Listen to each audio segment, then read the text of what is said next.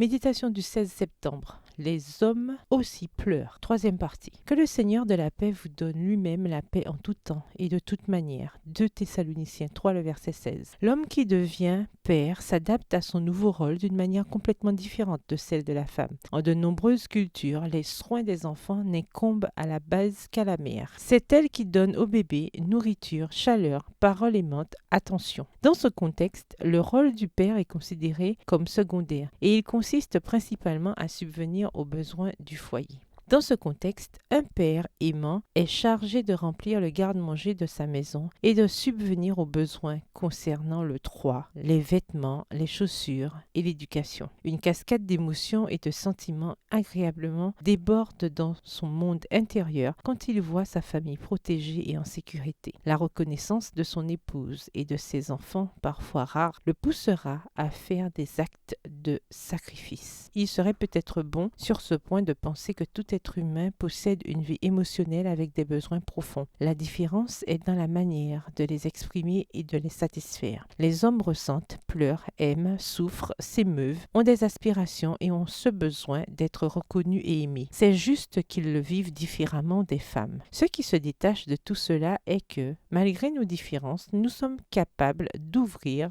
des voies de communication. Dieu qui a fait l'homme et la femme et qui donc connaît notre nature est le meilleur intermédiaire pour une cohabitation saine. Avec son aide, nous pourrons accepter la réalité émotionnelle de l'autre sans exiger ni juger et encore moins tomber dans le discrédit. Dans ce climat, chacun pourra librement et sans crainte être qui il est, en générant le respect mutuel et en faisant croître l'amour. Si la femme fait l'effort d'entrer dans le monde émotionnel de l'homme, elle sera bienveillante et empathique. Si à son tour l'homme s'efforce de comprendre la vie émotionnelle féminine, il fera preuve de délicatesse envers elle.